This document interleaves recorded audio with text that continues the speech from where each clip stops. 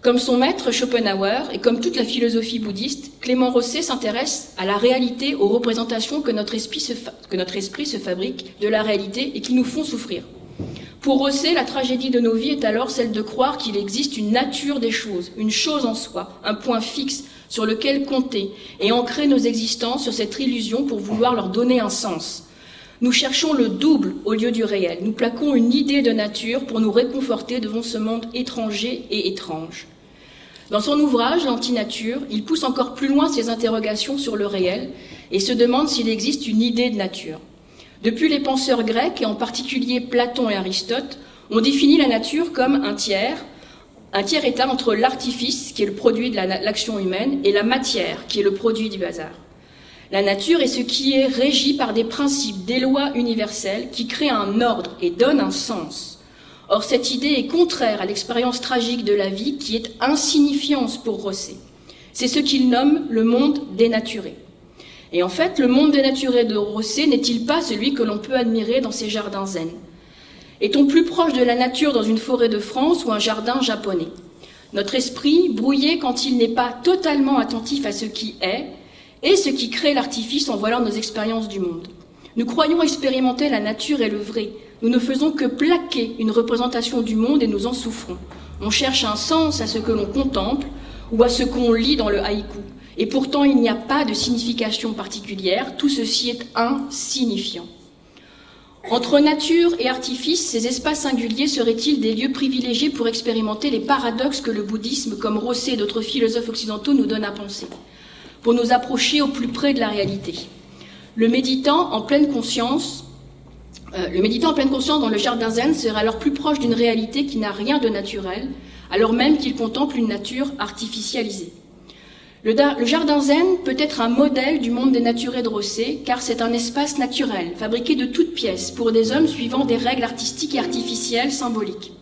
La nature ici n'est pas naturelle, mais symbole, signe, concept philosophique, support d'exercice spirituel.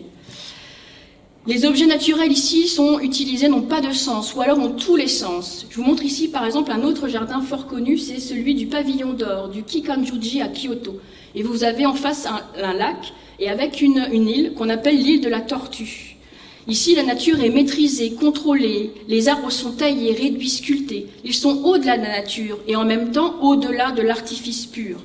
La facticité du jardin ne renvoie pas à l'illusion, mais au réel lui-même. L'artifice et l'esthétique du jardin permettent à l'esprit de se détacher de ce qu'il prend pour le réel et de comprendre au-delà des mots et des concepts ce qu'est la vacuité du monde. Donc dans ces jardins, l'invité, alors il y a aussi les jardins, je voulais vous parler des jardins des pavillons de thé, où l'invité traverse un paysage plus luxuriant qui combine parfois végétaux et minéraux avec des pas, des pierres plates qui montrent le chemin, la voie vers la chambre de thé. Ces jardins sont une transition entre le tohu-bohu quotidien et la sérénité exigée par la cérémonie du thé. Celle-ci est devenue au fil du temps quasiment un rituel religieux où l'esthétique de simplicité et de tout le mobilier et des gestes parfaits fait advenir la sérénité. Et finalement, le jardin zen serait-il le parfait exemple de l'ineptie de l'idée de nature? L'essence des choses n'est pas dans ce que l'on se représente d'elles, car notre esprit illusionné, quand il n'est pas totalement attentif, ne voit pas le réel, mais son double. Je crois voir une tigresse dans ce rocher, alors que ce n'est qu'un rocher, et aussi une tigresse, ou bien une montagne. Cette expérience paradoxale me fait comprendre qu'il n'y a pas de sens à trouver à ce que je contemple. Au lieu de pâtir de l'angoisse, non pas née du non-sens, mais plutôt de l'inadéquation entre les représentations humaines et l'idée de nature, comme modèle d'intelligibilité, je peux m'arrêter au simple artifice qui accueille le tragique et l'absurdité du monde. D'après Clément Rosset, l'idée de nature serait culpabilisante pour l'homme, car elle suppose l'existence d'un modèle à suivre, et donc le potentiel écart opéré entre notre façon de vivre. Et donc le potentiel écart opéré dans notre façon de vivre serait mauvais. Je vous cite Rosset. L'innocence de la vie, c'est son indépendance à l'égard de la nature, le fait qu'elle ne connaisse et elle n'ait à répondre d'aucune nature.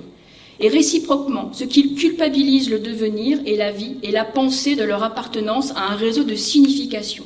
En cessant d'être insignifiant, le devenir cesse d'être innocent. Le monde dénaturé est le monde insignifiant, dans le sens qu'il n'a pas de sens, mais aussi dans le sens simple, innocent. C'est un monde vide de sens, donc il peut exister pleinement. C'est un monde où il n'y a rien à posséder, car rien ne s'offre à être possédé, et où l'angoisse et la culpabilité s'effacent, car il n'y a plus d'objets contradictoires qui s'opposeraient à mon esprit. Les jardins zen sont des espaces clos, où le visiteur contemple des éléments naturels qui sont aussi des animaux, ou des concepts, et où l'asymétrie, le minimalisme et l'austérité libèrent l'esprit des ruminations du mental, qui cachent aux méditants la réalité profonde et claire de la vacuité du réel.